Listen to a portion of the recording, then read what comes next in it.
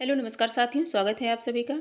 मित्रों, आज पुनः उपस्थित हूँ मैं आप सभी के समक्ष कुछ महत्वपूर्ण प्रश्नों को लेकर के। और हम सभी टॉपिक वाइज प्रश्न कर रहे हैं। बिल्कुल स्टार्टिंग से हिंदी साहित्य का नामकरण एवं काल विभाजन, है ना। आदिकाल, भक्तिकाल, फिर जो है रीतिकाल, आधुनिक काल, भारतेंदु युग, द्विवेदी युग इत्यादि जो भी हैं क्रम से हम सभी करते चलेंगे। बाकी आप सभी अपने मूल टेक्स्ट को पढ़ते रहिए। जो भी आपके अपने नोट्स हैं उनसे आप सभी पढ़ते रहिए। बाकी जो है प्रीवियस ईयर क्वेश्चन यदि आप लगाना चाहते हैं तो आपको इस चैनल पर मिल जाएगा, टीजीटी पीजीटी एलटी ग्रेड का। और इसके साथ साथ जो है हम सभी विभिन्न प्रतियोगी परीक्षा में पूछे गए प्रश्नों को भी सॉल्व कर रहे हैं। और ये जो प्रैक्टिस हम सभी कर रहे हैं ये यूथ पब्लिकेशन से कर रहे हैं। और ये इसकी दूसरी क्लास है। पहली क्लास में हम सभी ने 15 प्रश्नों को देखा है। 15 प्रश्न हम लोगों ने पहली क्लास को देखा है। और हम लोगों का यही जो है विचार है कि हम सभी जो है अपने नोट्स को पढ़ेंगे और उसके साथ साथ हम सभी जो है प्रश्नों की जो है प्रैक्टिस करेंगे, देखेंगे हमारे कितने प्रश्न सही होते हैं। और इनसे संबंधित जो भी प्रश्न जिस भी प्रश्न बनने की उम्मीद है उन सभी को हम सभी देखते चलेंगे। तो ये जो 16 नंबर का प्रश्न है, असंगत विकल्प चुनिए। इसमें असंगत विकल्प चुनना है। तो इसका जो है हिंदी साहित्य का दूसरा इतिहास बच्चन सिंह, है ना, दूसरा इतिहास बच्चन सिंह, तो ये राइट है। हिंदी साहित्य 20वीं शताब्दी बाबू श्याम सुंदर दास। हिंदी साहित्य का इतिहास लक्ष्मी सागर वार्ष्णेय। हिंदी साहित्य का आलोचनात्मक डॉक्टर राम कुमार वर्मा, है ना, राम कुमार वर्मा का इतिहास। तो इसमें से बताना है कि कौन सा असंगत है। 16 नंबर का प्रश्न है, इसमें असंगत बताना है। तो हिंदी साहित्य 20वीं शताब्दी, हिंदी साहित्य 20वीं शताब्दी ये बाबू श्याम सुंदर दास का नहीं है, बल्कि आचार्य नंद दुलारी वाजपेयी की कृति है। ये जो है हमारा करेक्ट आंसर बी हो जाएगा। असंगत पूछा है और यही संगत है। और इसमें जो है ये बाबू श्याम सुंदर दास का नहीं है, बल्कि नंद दुलारी वाजपेयी का है। हिंदी साहित्य का अतीत लक्ष्मी सागर वार्ष्णेय। हिंदी साहित्य का आलोचनात्मक राम कुमार वर्मा। ठीक है, ये सारी चीज़ें सही हैं। असंगत पूछा है हमारा प्रश्न, तो करेक्ट आंसर हमारा बी हो जाएगा। अगले प्रश्न पर चलते हैं हम। प्रश्न संख्या जो है अगला देखते हैं। नंद दुलारी वाजपेयी की कृतियां हैं जयशंकर प्रसाद 1940, आधुनिक साहित्य 1950, महाकवि सूरदास आलोचनात्मक कृतियां हैं, रस सिद्धांत नया साहित्य नए प्रश्न रीति और शैली। ठीक है, आगे हम सभी देखेंगे। जो हमारा अगला प्रश्न है 17 नंबर का प्रश्न है, काल प्रवृत्ति का निर्णय प्राप्त ग्रंथों की संख्या द्वारा नहीं निर्णीत हो सकता, बल्कि उस काल की मुख्य प्रेरणादायक वस्तु के आधार पर ही हो सकता है। यह कथन किसका है? कथन को मैं पुनः पढ़ना चाहूंगी। काल प्रवृत्ति का निर्णय प्राप्त ग्रंथों की संख्या द्वारा नहीं निर्णीत हो सकता, बल्कि उस काल की मुख्य प्रेरणादायक वस्तु के आधार पर ही हो सकता है। यह कथन किसका है? रामचंद्र शुक्ल, बी ऑप्शन हजारी प्रसाद द्विवेदी, सी है डॉक्टर नगेंद्र, डी है राम कुमार वर्मा। तो जो है इसका जो करेक्ट आंसर होगा प्रश्न संख्या 17। 17 का करेक्ट आंसर हम सभी को देखना है कि किसका कथन है, यह कथन किसका है। तो यह कथन जो है आचार्य जो हजारी प्रसाद द्विवेदी हैं इनका है। आचार्य हजारी प्रसाद द्विवेदी का है। ठीक है, काल प्रवृत्ति का निर्णय हजारी प्रसाद द्विवेदी। हमारा करेक्ट आंसर हो जाएगा बी। आगे हम सभी देखेंगे कुछ जो है आचार्य रामचंद्र शुक्ल को देख लेते हैं। रामचंद्र शुक्ल के अनुसार जिस काल विभाग के भीतर किसी विशेष ढंग की रचनाओं की प्रचुरता दिखाई पड़ी है वह एक अलग काल माना गया है और उनका नामकरण उन्हीं रचनाओं के स्वरूप के अनुसार किया गया है। ये कथन किसका है? रामचंद्र शुक्ल का है। आगे हम सभी देखेंगे। काल विभाजन साहित्यिक प्रवृत्ति की समानता के आधार पर होना चाहिए। कालों का नामकरण यथासंभव मूल चेतना यानी कि प्रधान प्रवृत्ति को आधार बनाकर करना चाहिए। अगला है युगों का सीमांकन मूल प्रवृत्तियों के आरंभ और समापन के अनुसार करना चाहिए। काल की मूल प्रवृत्ति का निर्धारण प्रमुख ग्रंथों के आधार पर करना चाहिए। ये इस प्रश्न से संबंधित तथ्य थे जो महत्वपूर्ण थे। 18 नंबर का प्रश्न है, कौन सा विवरण सही नहीं है? कौन सा विवरण सही नहीं है? गारसा दा तासी, चारों ऑप्शन देख लेते हैं, है ना। प्रश्न को थोड़ा छोटा कर लेते हैं। गारसा दा तासी ने अपने इतिहास ग्रंथ में कवियों को कालक्रमानुसार प्रस्तुत किया है। शिव सिंह सरोज में लगभग 1000 कवियों का जीवन चरित्र उनके कविताओं के उदाहरण सहित प्रस्तुत किया गया है। जॉर्ज ग्रियर्सन के इतिहास ग्रंथ का हिंदी अनुवाद हिंदी साहित्य का प्रथम इतिहास शीर्षक से प्रकाशित हुआ है। जॉर्ज ग्रियर्सन ने कवियों और लेखकों को कालक्रमानुसार वर्गीकृत किया है। तो 18 नंबर का जो प्रश्न है इसमें जो सही नहीं है तो करेक्ट आंसर हमारा यही हो जाएगा कि गारसादा तासी ने अपने इतिहास ग्रंथ में कवियों को काल क्रमानुसार प्रस्तुत किया है। ठीक है, तो गारसादा तासी ने, ये करेक्ट आंसर हमारा ए हो जाएगा। क्या हो जाएगा? ए हो जाएगा। ठीक, करेक्ट आंसर हमारा ए हो जाएगा। इसमें गारसादा तासी के इतिहास का जो इतिहास ग्रंथ है इस्तवारदाला लिटरेतुर एंदिवे हिंदुस्तानी के संबंध में ये सही कथन नहीं है। आगे हम सभी देखेंगे जो गारसादा तासी के ग्रंथ हैं उर्दू हिंदी अथवा हिंदुस्तानी साहित्य का सर्वप्रथम इतिहास ग्रंथ माना गया है, सभी परिचित है इससे।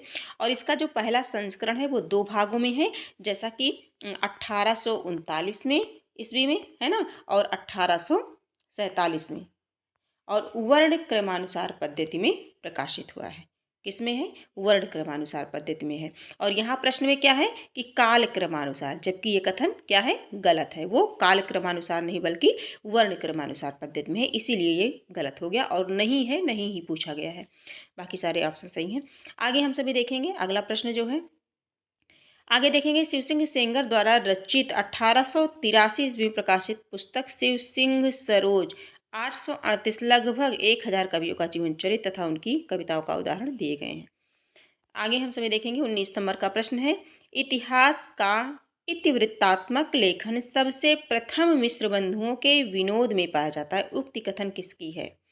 पुनः पढ़ना चाहूंगी, इतिहास का इतिवृत्तात्मक लेखन सबसे प्रथम मिश्र बंधुओं के विनोद में पाया जाता है, यह उक्ति कथन है रामचंद्र शुक्ल, डॉक्टर राम कुमार वर्मा, आचार्य हजारी प्रसाद द्विवेदी, डॉक्टर नगेंद्र। 19 नंबर का प्रश्न है, 19 नंबर का प्रश्न है और इसका ये करेक्ट आंसर हो जाएगा बी। करेक्ट आंसर हो जाएगा बी, यानी कि डॉक्टर राम कुमार वर्मा। ठीक है, और शुक्ल का देख लेते हैं। आचार्य रामचंद्र शुक्ल ने मिश्रबंध विनोद को बड़ा भारी काव्य कवि वृत्त संग्रह कहा है तथा मिश्र बंधुओं में कौन कौन? श्याम बिहारी, सुखदेव बिहारी, है ना, गणेश श्याम सुखदेव को परिश्रमी संकलन करता कहा है। ठीक है, फिर से हम देखते हैं ये जो शुक्ल जी का तथ्य है, इम्पॉर्टेंट है। हाँ, आचार्य रामचंद्र शुक्ल ने मिश्र बंधु विनोद को क्या कहा है? बड़ा भारी कविवृत्ति संग्रह। और मिश्र बंधुओं में कौन आते हैं? गणेश श्याम सुखदेव, है ना, गणेश श्याम सुखदेव, है ना, गणेश बिहारी मिश्र, श्याम बिहारी मिश्र और सुखदेव बिहारी मिश्र को परिश्रमी संकलनकर्ता कहा है। क्या कहा है? परिश्रमी संकलनकर्ता कहा है। किसने कहा है? आचार्य शुक्ल ने। ठीक है, आगे हम देखेंगे 20 नंबर के प्रश्नों को देखेंगे। मिश्रबंध विनोद के विषय में कौन सा विवरण सही नहीं है? मिश्रबंध विनोद के विषय में कौन सा विवरण सही नहीं है? चारों ऑप्शन देखते हैं। इनमें अनेक कवि हैं जो अज्ञात थे, प्रकाश में लाए गए हैं और उनके साहित्यिक महत्व का मूल्य आंका गया है। इसके प्रथम 3 भाग में 1970 विक्रमी में और चतुर्थ भाग 1991 विक्रमी में प्रकाशित हुए। चतुर्थ भाग साहित्य के वर्तमान काल से संबंधित है। इसके चारों भागों में लगभग 3000 कवियों का विवरण मिलता है। अब इसमें से बताना है, प्रश्न हमारा मिश्रबंध विनोद के विषय में कौन सा विवरण सही नहीं है पूछा गया है। ठीक है, 20 नंबर का जो प्रश्न है इसका करेक्ट आंसर हमें देना है, प्रश्न संख्या 20। अब इसके चारों भागों में लगभग 3000 कवियों का विवरण मिलता है। किसमें? मिश्रबंधु विनोद में। ठीक है, तो इसमें इसका विवरण सही नहीं है, तो यही विवरण है ना, 3000 कवियों का मिलता है। यही क्या है? गलत है। 3 नहीं बल्कि मिश्रबंध विनोद में लगभग 5000, पढ़ा होगा आप लोगों ने, 5000 के लगभग कवि एवं लेखकों का परिचयात्मक उल्लेख हुआ है। तो करेक्ट आंसर हमारा क्या हो जाएगा? डी हो जाएगा। आगे हम सभी देखेंगे, डी हो जाएगा। मिश्रबंध विनोद के प्रथम 3 भागों का प्रकाशन 1970 सन 1913 और चतुर्थ भाग 1991 यानी कि 1934 ईस्वी में प्रकाशित हुआ। ध्यान देने योग्य बात है। अगला देखेंगे, हिंदुस्तानी को सर्वप्रथम हिंदी किस विद्वान ने कहा? हिंदुस्तानी को सर्वप्रथम हिंदी किस विद्वान ने कहा? चारों ऑप्शन है, चारों ऑप्शन में से बताना है। तो गिलक्राइस्ट ने कहा। करेक्ट आंसर हमारा क्या हो जाएगा? बी हो जाएगा। करेक्ट आंसर बी हो जाएगा। हिंदुस्तानी को सर्वप्रथम हिंदी गिलक्राइस्ट ने कहा। अगला प्रश्न हम देखेंगे, प्रश्न संख्या 22 देखेंगे। हिंदी साहित्य का आलोचनात्मक इतिहास के लेखक हैं। प्रश्न संख्या 22, हिंदी साहित्य का आलोचनात्मक इतिहास के लेखक हैं डॉक्टर राम कुमार वर्मा, आचार्य हजारी प्रसाद द्विवेदी, डॉक्टर धीरेन्द्र, डॉक्टर नलिन विलोचन शर्मा। तो जो 22 नंबर का प्रश्न है, प्रश्न संख्या 22, है ना। तो इसका करेक्ट आंसर क्या हो जाएगा? डॉक्टर राम कुमार वर्मा। आलोचनात्मक इतिहास डॉक्टर राम कुमार वर्मा। ठीक, करेक्ट आंसर हमारा ए हो जाएगा। आगे हम सभी बढ़ते हैं। अगला हम सभी देखते हैं। हाँ, थोड़ा सा ये इम्पोर्टेंट है। डॉक्टर नलिन विलोचन शर्मा, साहित्य का इतिहास दर्शन। नलिन दर्शन। नंद दुलारे वाजपेयी, हिंदी साहित्य 20वीं शताब्दी। हिंदी साहित्य 20वीं शताब्दी किसका है? नंद दुलारे वाजपेयी का है। ठीक है। और अगला है हिंदी साहित्य का वैज्ञानिक। जहाँ वैज्ञानिक आ गया वहाँ कौन है? गणपति चंद्र है ना। दर्शन जहाँ है वहाँ कौन है? नलिन विलोचन शर्मा है। 20वीं शताब्दी नंद दुलारे वाजपेयी। रामचंद्र शुक्ल का तो सभी को रटा है। हिंदी साहित्य का इतिहास 1929। हजारी प्रसाद द्विवेदी, हिंदी साहित्य की भूमिका 1940। आगे हम सभी देखेंगे, महत्वपूर्ण तथ्य हैं ये। अगला है 23 नंबर का जो प्रश्न है, मैं इस्लाम के महत्व को भूल नहीं रहा हूँ। मैं इस्लाम के महत्व को भूल नहीं रहा हूँ, लेकिन जोर देकर कहना चाहता हूँ कि अगर इस्लाम ना आया होता तो भी इस साहित्य का 12 आना वैसा ही होता जैसा आज है। हिंदी के भक्ति आंदोलन के संदर्भ में यह कथन किसका है? बहुत चर्चित ये जो है लाइन है ना। ये सभी परिचित होंगे वैसे, बाकी हम सभी रिवीजन ही कर रहे हैं। देख रहे हैं इसमें किसका है। चारों ऑप्शन है, इसमें से बताना है कि किसका कथन है।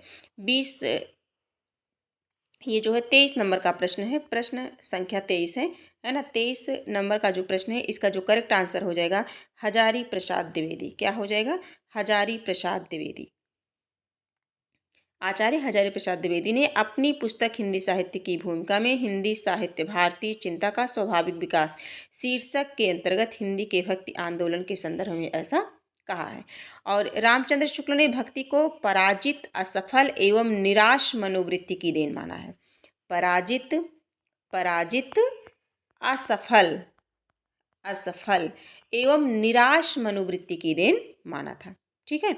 आगे हम सभी देखेंगे। और राम कुमार वर्मा की बात कर ली जाए तो मुसलमानों के बढ़ते हुए आतंक ने हिंदुओं के हृदय में भय की भावना उत्पन्न कर दी थी। इस असहाय अवस्था में उनके पास ईश्वर से प्रार्थना करने के अतिरिक्त अन्य कोई साधन नहीं था। किसने कहा? डॉक्टर राम कुमार वर्मा ने। आगे हम सभी देखेंगे।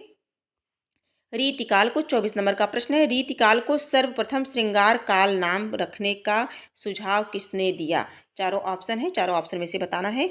रीतिकाल को सर्वप्रथम श्रृंगार काल नाम रखने का सुझाव किसने दिया? रामचंद्र शुक्ल ने, आचार्य विश्वनाथ प्रसाद मिश्र ने, आचार्य हजारी प्रसाद ने, डॉक्टर राम कुमार वर्मा ने। चारों में से बताना है।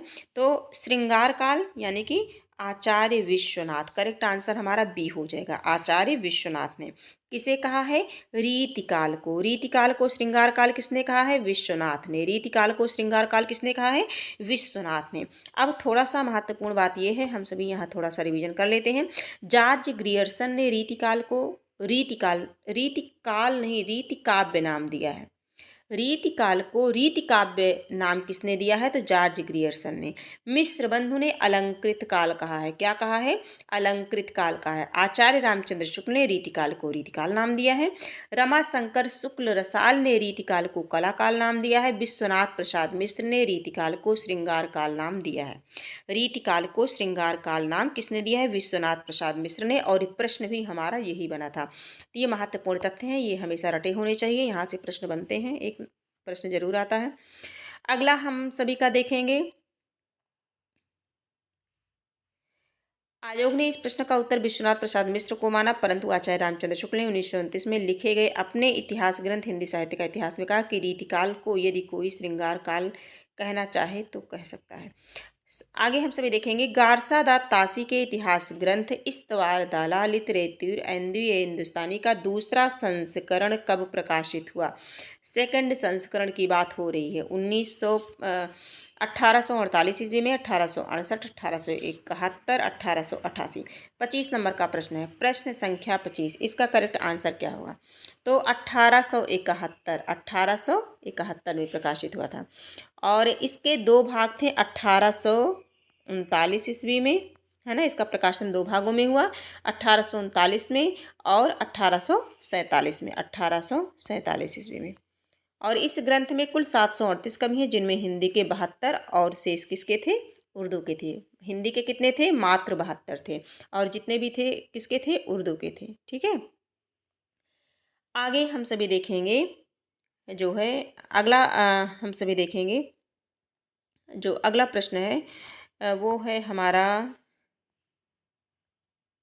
हाँ, गारसा दा तासी ने अपनी पुस्तक फ्रेंच भाषा में लिखी। प्रश्न बनता है, डॉक्टर लक्ष्मी सागर वार्ष्णेय ने तासी के ग्रंथ का हिंदी अनुवाद हिंदुई साहित्य का इतिहास 1952 नाम से प्रकाशित किया। किसने? डॉक्टर लक्ष्मी सागर वार्ष्णेय ने गारसा दा तासी के ग्रंथ को का हिंदी अनुवाद हिंदुई साहित्य का इतिहास 1952 के नाम से प्रकाशित कराया। 26 नंबर का प्रश्न है, आज रामचंद्र शुक्ल का हिंदी साहित्य का इतिहास पहले किस ग्रंथ की भूमिका के रूप में छपा था? हिंदी शब्द सागर, हिंदी साहित्य कोश, हिंदी साहित्य सागर, हिंदी सरित सागर। 26 नंबर का जो प्रश्न है इसका जो करेक्ट आंसर होगा वो हो जाएगा हिंदी शब्द सागर। करेक्ट आंसर हमारा क्या हो जाएगा? हिंदी शब्द सागर। अगला हम बढ़ते हैं आगे। आगे बढ़ते हैं। हाँ, थोड़ा सा देख लेते हैं साहित्य इतिहास ग्रंथ और इनके लेखक इम्पॉर्टेंट हैं।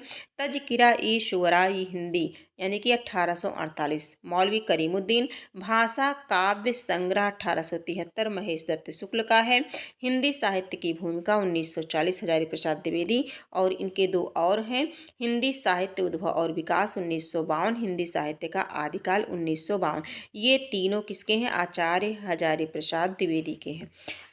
हजारी प्रसाद द्विवेदी के। अगला देखेंगे हम हिंदी साहित्य की भूमिका, हिंदी साहित्य उद्भव विकास, हिंदी साहित्य का आदिकाल। हिंदी साहित्य का वैज्ञानिक, जहाँ वैज्ञानिक की बात आती है वहाँ गणपत चंद्रगुप्त है। साहित्य और संवेदना रामस्वरूप चतुर्वेदी। अगला हम देखेंगे जो हमारा अगला प्रश्न है।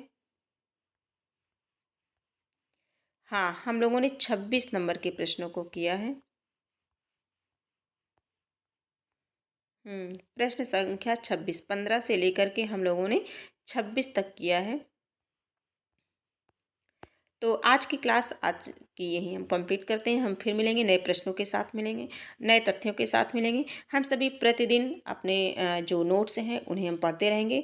बाकी विभिन्न प्रतियोगी परीक्षा में पूछे गए प्रश्नों को यदि सॉल्व करना है तो हम सभी इस चैनल से जुड़ करके अपने को परख सकते हैं कि हमारी तैयारी कहाँ तक हुई है, हम कितने प्रश्न सही कर पा रहे हैं, कहाँ हम में कमियाँ हैं, है ना। उसे दूर करने का प्रयास हम पूरा कर सकते हैं। अभी भी समय है, अभी भी अपने को बदल लीजिए, क्योंकि जब समय रहते जो व्यक्ति स्वयं को नहीं बदलता है तो फिर उसके सामने बहुत सारी समस्याएं आ जाती हैं, है ना। तो उन समस्याओं से बाहर निकलना बहुत मुश्किल हो जाता है। तो अभी समय है और अभी अपने आप को बदल लीजिए। पूरा दिल दिमाग एकदम पूरा तन मन लगा दीजिए अपने लक्ष्य की प्राप्ति में, हमारा यही कहना है।